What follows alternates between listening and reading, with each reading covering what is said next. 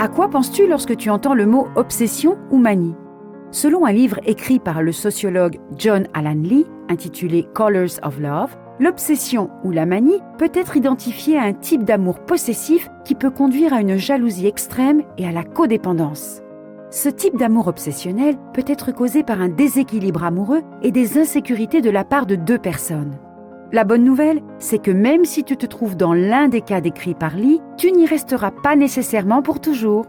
Les gens entrent et sortent de ces types d'amour. Dans cette vidéo, nous allons explorer 6 signes indiquant que tu pourrais vivre un amour obsessionnel. Numéro 1. Le manque de concentration et d'attention. T'es-tu déjà retrouvé en train de perdre de vue tes tâches parce que tu penses constamment à ton partenaire? C'est peut-être le signe que tu vis une obsession. La personne qui vit ce type d'amour a tendance à consacrer tout son temps et toute son énergie à l'autre personne. Elle peut se sentir perdue sans elle, avoir l'impression qu'une partie d'elle-même lui a été arrachée, sentir qu'elle ne peut pas se passer de sa proximité, et bien d'autres choses encore.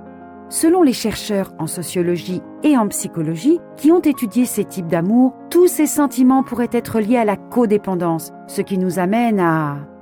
Numéro 2, la codépendance.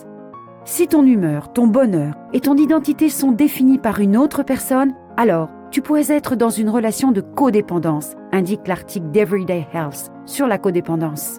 Selon cet article, si tu as du mal à prendre des décisions dans une relation, à identifier tes sentiments et à communiquer, si tu as peur d'être abandonné ou si tu te considères comme responsable des actions de l'autre personne, alors tu as une dépendance malsaine dans tes relations, une faible estime de toi-même où tu accordes plus d'importance à l'approbation des autres qu'à la tienne. Et tu es donc codépendant. Dans une relation de codépendance, il y a généralement un partenaire qui ne peut pas prendre de décision et l'autre partenaire se réjouit de prendre des décisions à sa place. Cette codépendance fait partie de la dynamique de l'amour maniaque ou obsessionnel.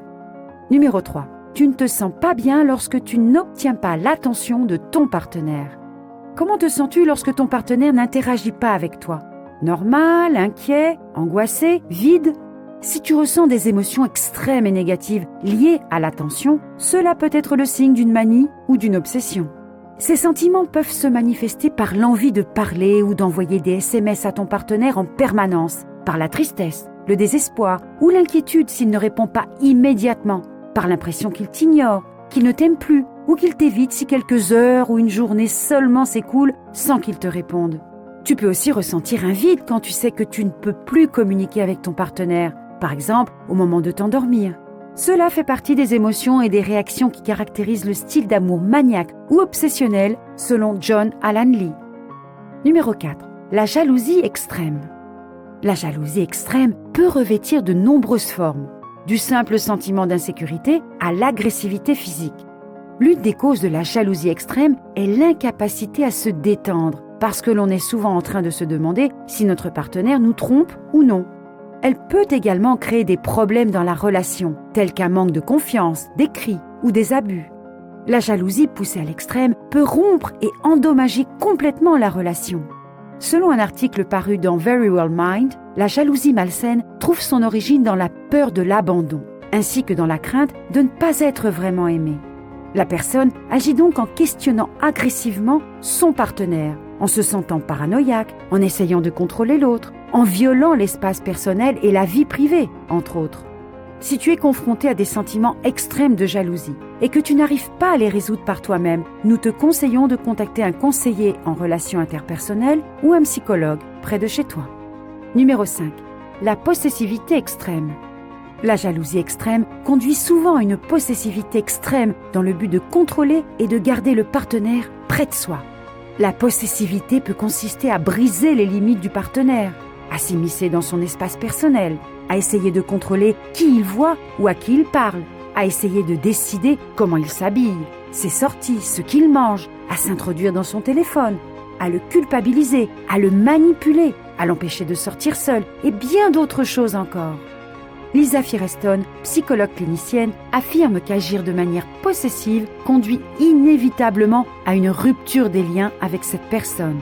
Selon elle, le fait d'exercer un pouvoir sur un partenaire diminue en fait l'attirance que l'on éprouve pour lui.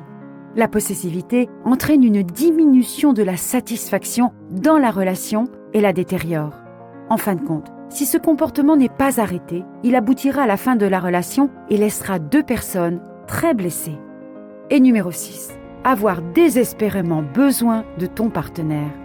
T'est-il déjà arrivé d'avoir trop besoin ou d'être désespérément avec ton partenaire ? Cela peut ressembler à une lutte constante ou à des sensations diverses dans la poitrine qui peuvent aller jusqu'à des crises de panique. Les experts lient ce phénomène principalement à l'abandon et aux blessures passées qui font que tu ressens constamment le besoin de ton partenaire, t'empêchant de sortir pour faire de simples courses ou ayant besoin qu'il soit près de toi pour t'endormir. Certaines personnes agissent également de la sorte pour trouver un sentiment d'estime de soi qu'elles ne parviennent pas à trouver en elles-mêmes. Elles ont besoin d'être valorisées par l'autre personne pour se sentir bien dans leur peau.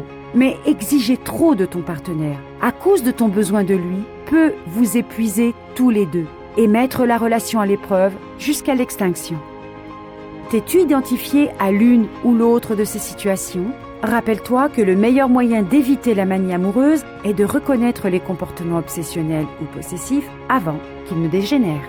Apprends à te concentrer sur toi-même et sur tes objectifs plutôt que d'être trop dépendant d'une autre personne.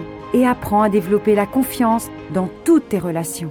Il est toujours bon de consulter un professionnel de la santé mentale ou des relations si tu penses avoir besoin d'aide ou si tu soupçonnes que quelque chose nuit à ta relation, mais que tu ne peux pas t'en sortir seul sans aide. Si tu as trouvé cette vidéo utile, n'hésite pas à liker et à la partager avec d'autres personnes qui pourraient en bénéficier. Et comme toujours, merci de nous avoir regardés.